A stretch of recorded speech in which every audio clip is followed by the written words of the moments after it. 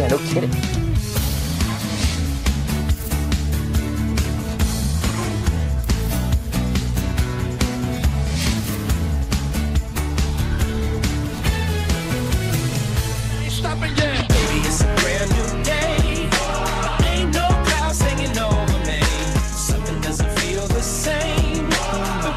Good morning, America. Welcome to Fox and Friends. This is the 6th day of September. Kind of an unusual week because most people had Monday off. That's right. Kind of feels like a Wednesday, but it's a Thursday. Today will be the third day of the Kavanaugh hearing. I like that song, by the way. I wrote it down, Max Frost. That's a good one to download. Mm-hmm. Right. Has he written anything else, or is this it? I'm not sure. I'm going to find out. If you're a good treadmill song. Or if you're Max Frost and you're watching right now, call us. 1-866-TEL-FOX. Listen, no frost in New York. I took my Not family yet, to at the least. U.S. Open yesterday. It was 100 degrees, the heat index, down in the stands where our seats were. They spent like $1 billion for that new roof. Why don't they close the roof? Why don't they use it? Yeah. I know. Hey, U.S. Open, close the lid, yo. Only if it's raining. Also, Steve, my sense is the players had it worse than the fans. I agree. Not to focus too much on the Ducey clan. Who did you watch? It's a long story. We didn't watch much of one match. Oh, really? Yeah. Long line for hot dogs. We couldn't sit in the seats, so we had to move around and kind of missed most of it. Got it. Yeah, Anyway, next time did you get on the Jumbotron? Did you and Kathy have to kiss? No, we didn't do that. By the way, anyone who goes to the U.S. Open has to bring Ted. Ted loves to go to the U.S. Open. Oh, he was there? Ted, you were there? Yeah. Okay. Well, I had no idea. It is a fun thing to do, nighttime, he says. All right, you know Ted. Ted is one of our camera operators, and right now he's pulling cable. But somebody they don't know is the identity of the Trump traitor.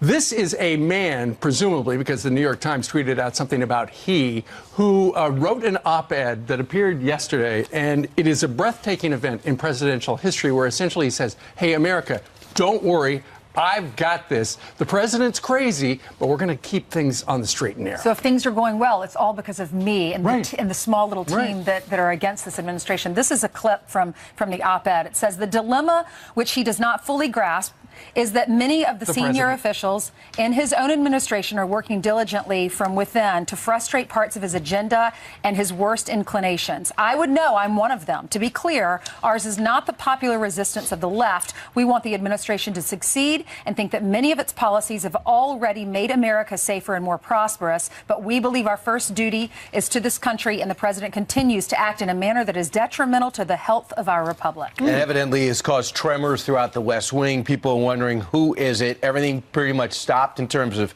work.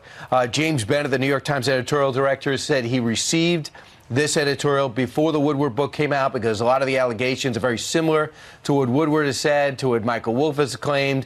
Both Woodward, he tends to create situations around people's recall. Michael Wolff could not back up a lot of the things that he claimed happened, and Omarosa is Omarosa. But James Bennett says this person was credible enough that they had to go ahead and publish it. So therefore, here's another excerpt. Yeah. He said the president has come back. This is actually from the president after he sees this, and he clearly was unnerved by this. He says, I'm draining the swamp, and the swamp is fighting back. To fight back, don't worry, we still win. Here's the thing. It is not unusual to see anonymous sources in the newspaper, but it is very unusual to see an anonymous op-ed. And for the New York Times to go ahead and publish that, that just stokes the whole, there's a deep state, and that's fake news. Because the president himself said, tweeted out, if the gutless anonymous person doesn't indeed exist, the Times must, for national security purposes, turn him or her over to our government at once. Which government? This government or the permanent government, the deep state? Here's Mark Thiessen. Listen to this. He's right to be mad.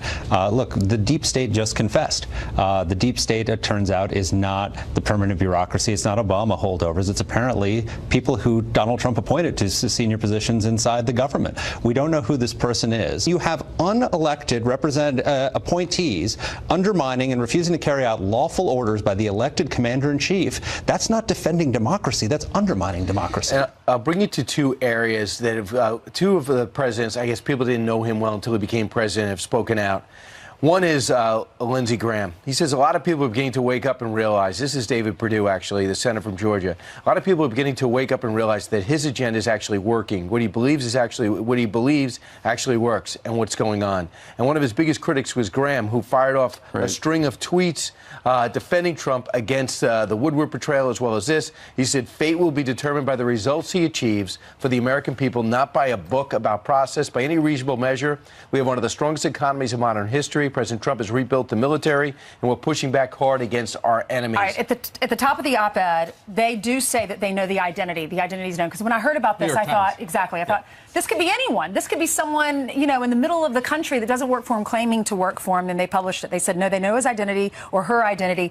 They feel like the job would be in jeopardy if they disclose this, obviously. But I thought, this person is such a coward. This person is dishonest. This person is disloyal. We all work for businesses. There's always one person who's disgruntled. There's someone who takes morale down to the lowest level for everyone else. And I always think, why don't they get a job somewhere else? Because it's not fair. Right. This person needs to leave the White House if they're not happy with it. I was reading in the Washington Post this morning, the identity of this person is going to be figured out because it's inevitable, according to forensic linguists. They find the authors of anonymous texts in lawsuits and plagiarism cases and in historical puzzles. There's enough information that they laid out that they will be able to figure out who the person is. Although yesterday there was a lot of speculation because in the op-ed they used the expression lodestar, and somebody did a search to figure out which cabinet official had used lodestar. Just one.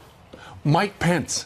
So, Mike Pence, go ahead and give yourself up. It sounds like you're the Trump traitor. I thought it was very interesting that Mitch McConnell didn't run to defend the president yesterday, even though he was asked 9 times by Bret Baier. There's some people in the Republican Party that seem to not like the president's approach. If I was the president, this is what I would do. I would get the people I could trust, which majorly his family, who have been very effective in Jared Kushner, Ivanka, if you want to bring Eric in, and I would put them in on almost all key meetings. Have your foreign policy experts, have your domestic experts, your economy experts, the Secretary of the Treasury, but have your kids there who know you and understand. There's a reason why he became a multi-millionaire billionaire. There's a reason why he ran for one office and won it. It's the most prestigious office. He's different. He's a little eccentric. He's unorthodox. But he gets it because he's getting results. There is an easier way to do that. And that is, whoever this person is, quit. You don't like him? Quit. Nobody elected this person. But he's not alone. The official, right, exactly. And it goes to my earlier point about the permanent government. We've been hearing about that and about the deep state. And this guy, according to the New York Times tweet, has confessed, look, we are here and we are keeping America safe. Is this person thinks... Quit! Just quit your job if you hate the guy so much. What's ironic is this person thinks that they are saving the country by being in the White House and turning the president's opinions around and spinning it or whatever. What's ironic about it, though, is this is dividing the country. This is just making it actually worse. Right. Meanwhile, the other major story yesterday, the other one, was confirming a Supreme Court justice. Judge Brett Kavanaugh gearing up for another day of confirmation chaos. The first 2 days, he was on his game. The rest of the gallery was also on their game, screaming every moment. The Supreme Court nominee standing his ground during intense questioning as protesters disrupted and screamed and whined and did all that stuff. Griff Jenkins is live inside the hearing room at the Senate Hart Building. Griff? Good morning, guys. The seat's still hot when Judge Kavanaugh sat here for more than 12 hours and faced questions from all 21 senators. The top Democrat, Dianne Feinstein, on this committee, pressing about the future of Roe v. Wade.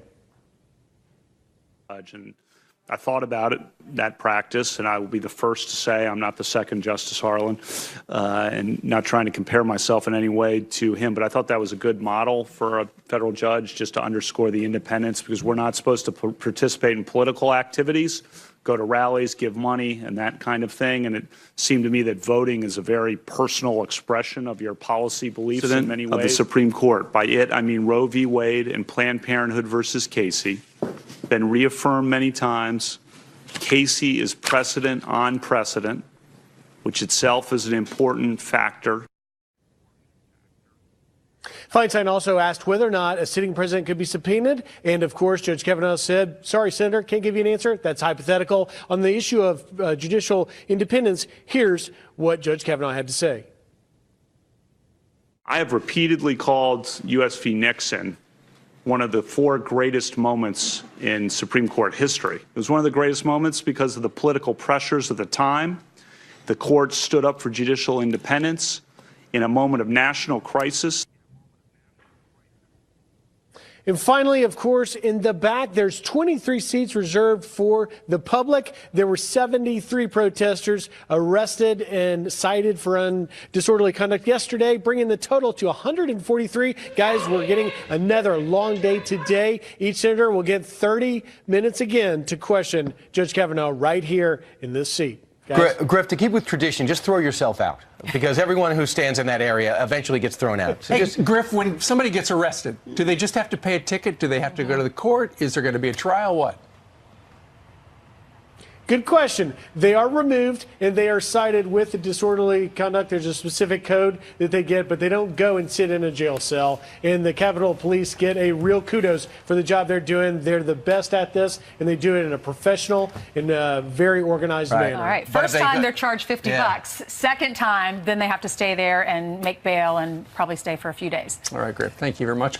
All right, 6:11 here in New York City, and Jillian joins us with news out of the Department of Justice. That's right, some news that we're following. So let's get you caught up on this right now. And the DOJ announcing they'll investigate if social media sites are, quote, intentionally stifling free speech. This as Twitter CEO Jack Dorsey was grilled by lawmakers over political bias. Our algorithms were unfairly filtering 600,000 accounts, including some members of Congress. The result was not impartial. So you do agree that there were more Republicans than Democrats? I didn't say that. Well, you can't have it both ways, sir. Dorsey also testified with Facebook COO Sheryl Sandberg before the Senate about election meddling in 2016. Senators searching for answers from Google didn't get any. Their CEO was invited but did not show up. The worst of the worst. That's the message from authorities after charging 11 MS-13 gang members in Texas. 8 of them, shown here, are connected to 5 brutal murders, including one where someone was hacked to death using a machete.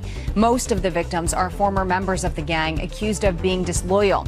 Another victim randomly shot and killed while getting food in Texas. Progressives knocking out 2 longtime Democratic congressmen. Now they're aiming for an even bigger seat. After upset wins by Alexandria Ocasio-Cortez and Ayanna Pressley, all eyes are on Delaware's 3-term Democratic Senator Tom Carper, who faces a challenge in a rare Thursday primary today. Newcomer Carrie Evelyn Harris, hoping her Medicare for All and Abolish ICE platform will deliver. And President Trump heading back on the campaign trail today in Montana. He's rallying for State Auditor Matt Rosendale for a U.S. Senate seat. The Republican is going up against incumbent Democrat John Tester in the November election. President Trump held a Make America Great Again rally in Montana earlier this summer.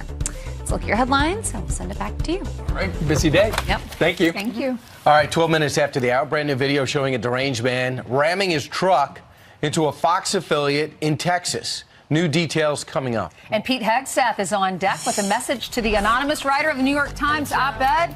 He's coming in, and he's on next. Hello, Peter. Hey. We saying oh, we oh, we oh, we oh. We saying oh, we oh, we oh, we oh. I wanna scream and shout and let it all out and scream. Take us downtown, Waze.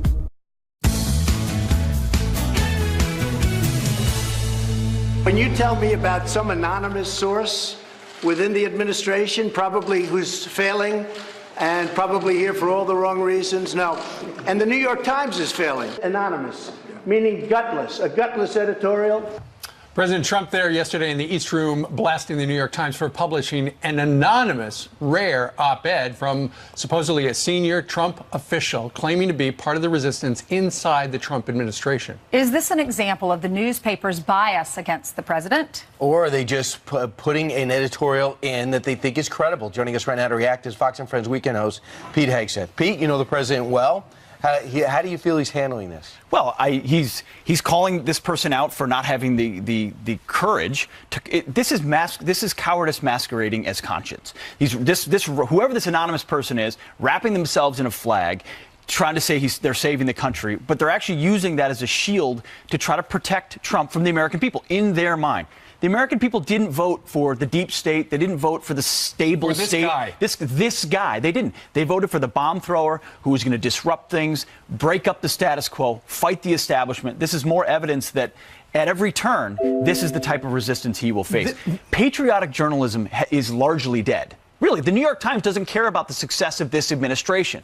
They want to defeat this president, and this is more evidence. This particular op-ed is giving Trump supporters a great big can of gas, because this proves the president's point. There is a deep state there. They have confessed in the pages of the New York Times to try to subvert what the president of the United States, who is duly elected, that's right, is trying to do. You're allowed to not agree with this president. If you don't agree with him, confront him, resign in protest, take a stance, and then write your op-ed and talk about how terrible you think it is inside the White House. But this is what so many people fear and understand is happening. We've seen it from other administrations, figures more openly. David Shulkin at the VA, McMaster at the National Security Council. Gary Cohn, who show up and then they say, you know what, my job is to sort of slow walk what this president is trying to do because I don't like the pace of change or I don't like the way he says it. That's not what the folks who voted for Donald Trump want. They want the disruption. They want the freak out in Washington. They want the swamp to react and rear its head. And this is more example of that. Many people in the media, they ran with this yesterday. They were so excited because they don't like the president.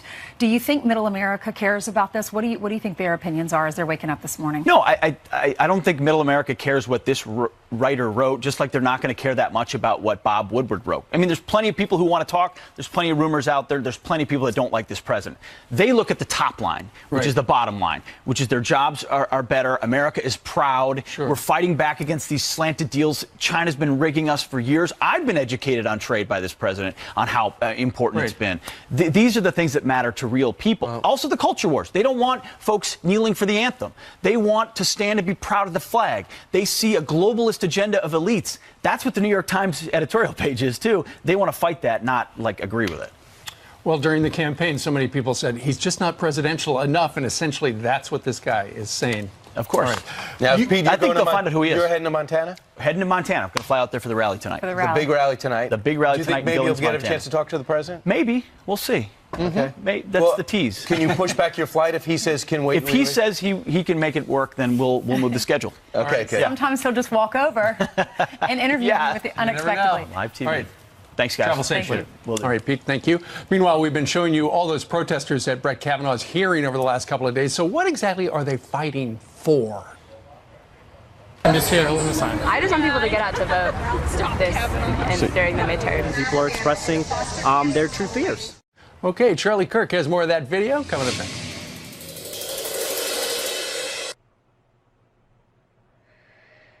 QVSP.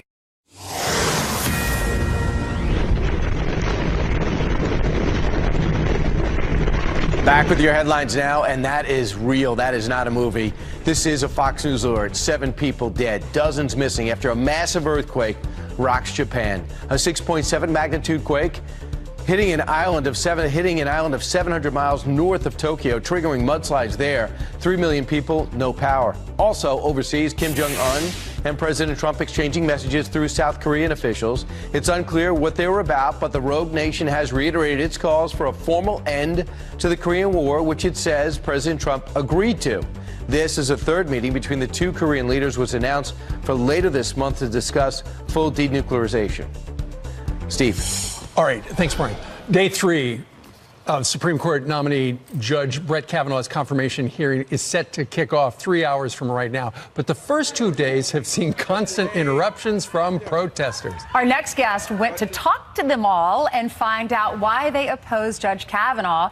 And you won't believe what happened. Turning Point USA founder Charlie Kirk joins us now with more. Hey, Charlie. Good morning. So the first question you asked them, why do you not like this judge? Let's air a little bit of what you found. What don't you like most about Kavanaugh? I'm just here holding the sign. I just want people to get out to vote during the midterms. Civil rights and justice rights will also be rolled back at an even greater level than they are, and I think those concerns are valid and people are expressing their true fears. American rights are at stake if this guy gets put on. Okay. That one guy said, I'm just here to hold a sign. Yeah, I'm just here to hold a sign. You know, I was there for a couple hours, had some very interesting encounters with these far left-wing activists, many of whom were the ones that were disrupting the actual hearings. They wore that as a badge of honor, and I think that they should actually increase and have harsher penalties against these disruptors. I mean, because it's almost as if it's like I get a parking ticket if you interrupt this, and it's on national television.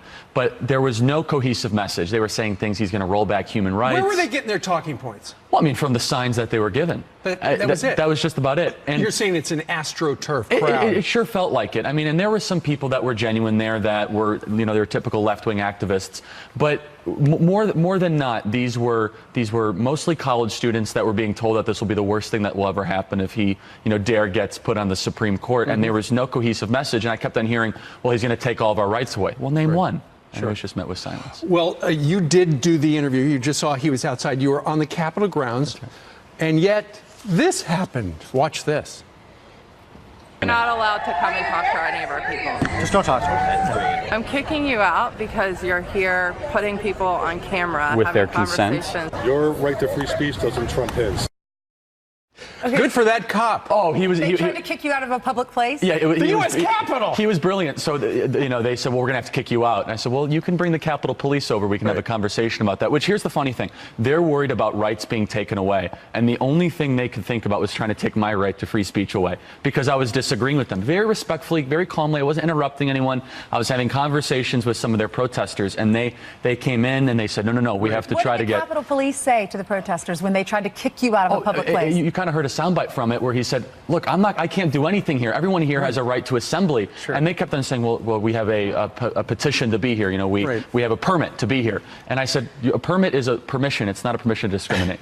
You know, that little soundbite right there where she was telling you you had to get it out of there, that she was going to have you ejected. It was reminiscent of some of those things we've seen on college campuses. Precisely. Where it's like, this is our safe space. You cannot invade our safe space, the U.S. Capitol. Yes, exactly. How dare you disagree with us, sort of. And like my presence, just asking questions from a very journalistic point of view triggered them so much. And this is an interesting point. The nonsense you see happening on college campuses is now going to the higher level. It's very troubling. I choose to watch it on television. Yes. I don't know how you're a very brave man to go into the crowd that you knew wasn't going to like what you had to say. You got to wear a smile with it. And look, the right to free speech is fundamental to the republic. I am surprised they allow the public in these hearings. I know, and they have to get harsher penalties or else this nonsense will continue. I think you're probably right. All right, Charlie. Thank you. Thank you. You appreciate it. All right, straight ahead on this Thursday, President Trump vowed to get tougher on the world stage, and now he's taking action. Our next guest says this sends the exact right message at the exact right time. Plus, it was the ultimate promotion. Free Domino's pizza for life. And all you had to do was get a tattoo. So how'd that work out for Domino's? We'll tell you. Is that permanent? Yep. Happy birthday to Chris Christie. My former governor in New Jersey is 56 today. He's also a great weather man, like the time he helped Janice Dean give the weather right here on Fox and Friends last October. Listen. Look at what you're going to be doing in Rapid City. Does it run in your blood? Did it come from your...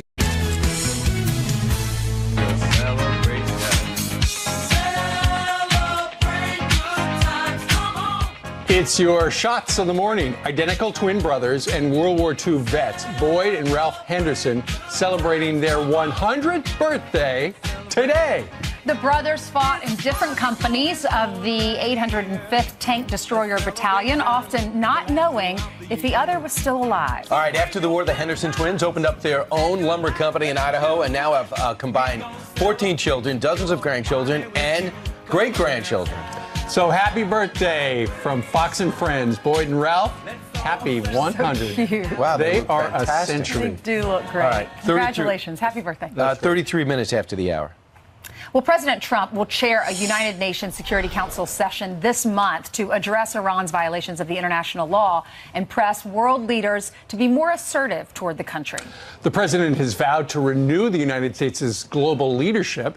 Is this an example of the president following through on that? All right, here to discuss is General Philip Breedlove. He's the former Supreme Allied Commander of Europe of NATO Allied Command Operations. General, around the world in the big picture, are we asserting ourselves in the way you'd like?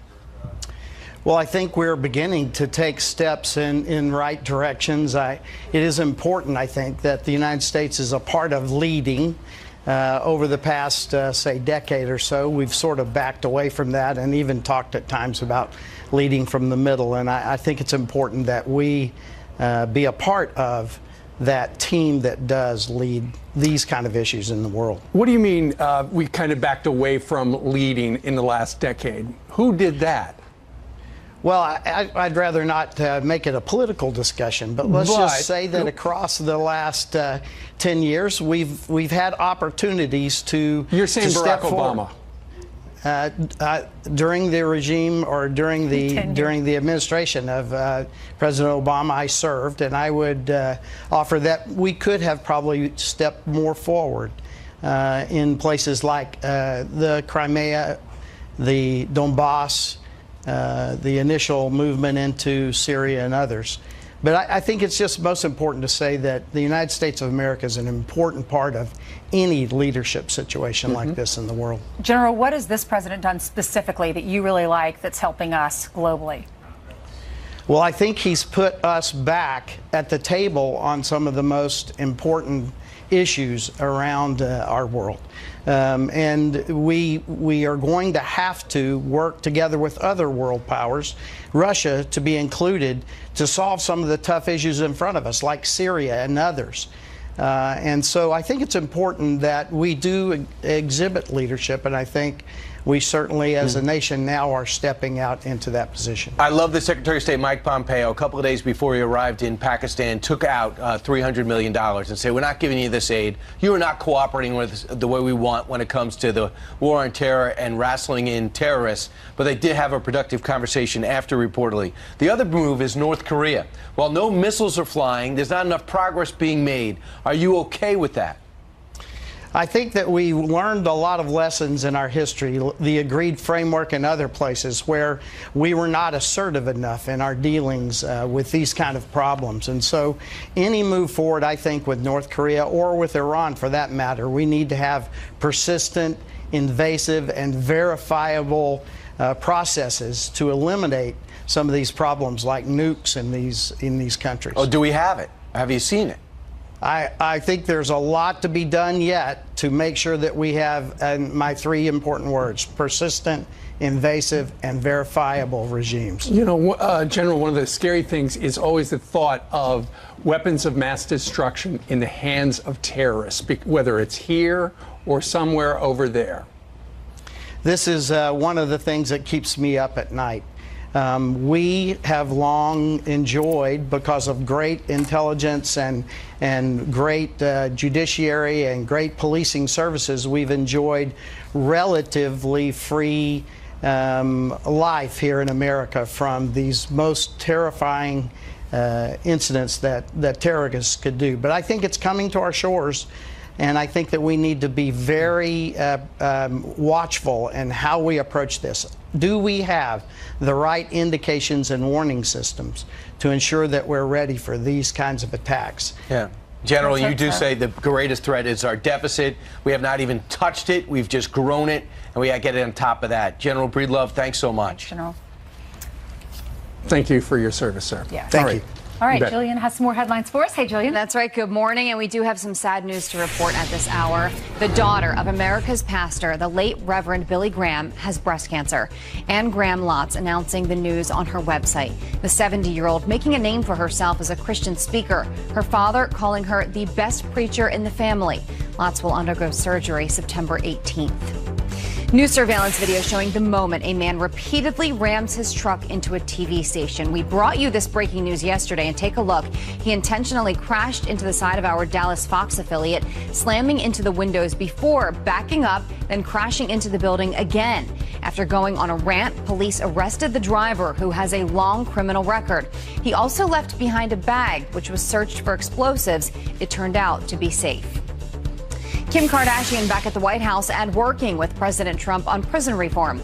The reality TV star meeting with Ivanka Trump and Jared Kushner, hoping to help free a convicted felon currently serving life without parole over a drug case. It comes after Kim launched a successful campaign earlier this year to free Alice Marie Johnson. A congressman using his auctioneering skills to drown out a protester during Twitter CEO Jack Dorsey's hearing on Capitol Hill. Just listen to this. That is why What's he is she- censoring and shadow banning. How about a down? 12 and a half, 15, 7 and a half, $20, 2 and a half, 5, 7 and a half, 30. Yep, $30 down here, 2 and a half, 5, 35, 7 and a half, 40. Cut 3 and a quarter down, half, 3 and a half, 75, 400. Yeah, but a 4, 4 and a quarter, 4. I yield back. Missouri Republican Billy Long is actually a longtime member of the National Auctioneers Association. I'm still fascinated. Anytime I hear someone do that, I'm like, how on earth do you do that? Right. I'm not too sure it was appropriate, but it was interesting. But it's funny. Why did he do that? I mean, it's funny, and he just got himself Just to drown out the reelected because we all love him now. It was good, and I have been to a number of cattle auctions where people like that talk like that. I still couldn't understand what he was saying. I know. You hold up your paddle. You just bought 12 cows. A heifer. Honey, I think we got 2 cattle. All right. It sounds like, hey, better swing. We would make terrible auctioneers. Meanwhile, Janice Dean is outside where it's already a little on the steamy side. It really is, but we got a cold front on the way, my friends, and I want to talk about a tropical system. This is Florence. We're going to keep an eye on Florence because this system could potentially affect Bermuda and the East Coast. Here's the Euro model as we go through the weekend and into early next week. On Wednesday, looks like it potentially moves south of Bermuda and then perhaps the East Coast. And here's the GFS, our other reliable forecast model, going right on top of Bermuda next week and then again affecting perhaps the East Coast. So bottom line here, East Coast, is you need to make your plans just in case. All right, we'll keep you posted on Florence. Here's your forecast today. Hot and sticky along the Gulf Coast up towards the Great Lakes. We got that cold front moving through. And by the weekend, by the way, it's going to be in the low 70s here on the East Coast ahead of that cold front. But Florence, we are watching Florence. We will keep you up to date. This could be a big one for the East Coast if it comes close. Back to you. JD, thank you very much. Got it. All right, 20 minutes before the top of the hour. Cynthia Nixon has a plan to get single-payer health care for the state of New York if elected as governor. Get this, pass the law, then figure out how to pay for it. Doesn't that sound familiar and just wonderful? It does sound familiar. How'd that work out? And President Trump's legal team says they are weighing Robert Mueller's offer to submit some questions on the Russia probe in writing. But Judge Napolitano says that would be a big mistake, and he's coming up next on Fox and Friends. Hey, hey,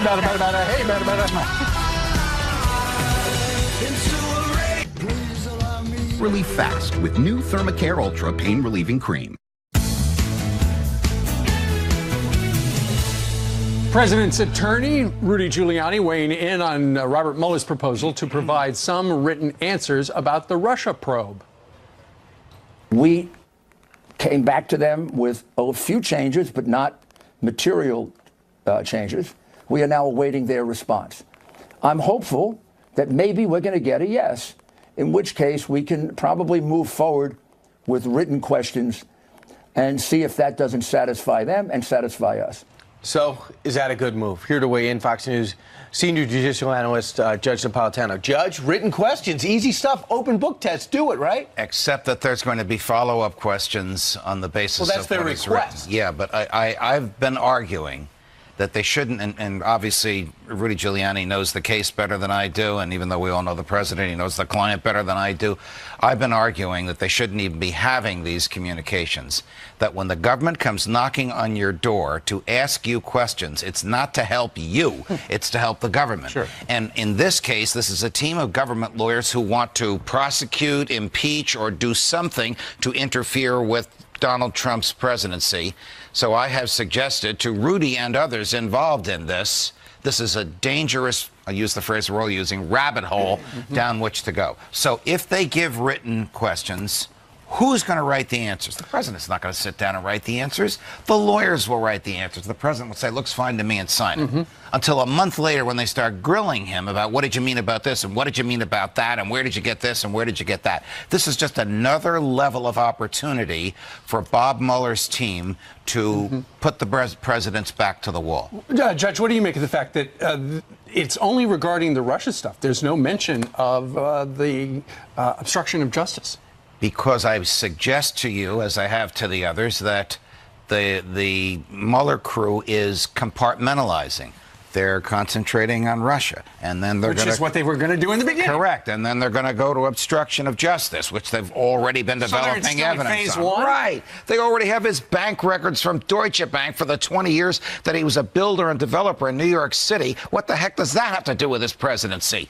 But that's the way prosecutors are. They keep just digging and acquiring. If the FBI had a beef with something that you had done, they knock on your door, you say, I'm not going to talk, I'm getting an attorney. You get an attorney, your attorney normally talks to the FBI if that happened to you. Why in this case, if his attorney, if McGahn sat down with them and talked to them, if Rudy Giuliani's talking to them, then why does the president, I know this is like a compromise. Giuliani's probably happy that they're going to get these written questions in advance and they can fill it out and hand it over to the FBI. But why do they even need to do that?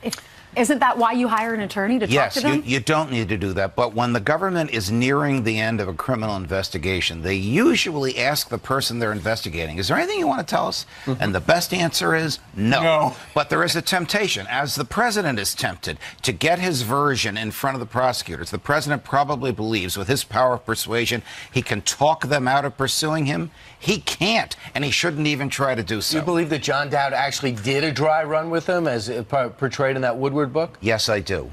Yes, I do. And it did go as badly as portrayed? I don't think the president was happy with it. I mean, I suggested on air a dry run with Rudy playing Mueller, and the response was we already did it. Let's see what happens. Yes. Judge, All right. thank you very much. All the Thank best, you, Judge. guys.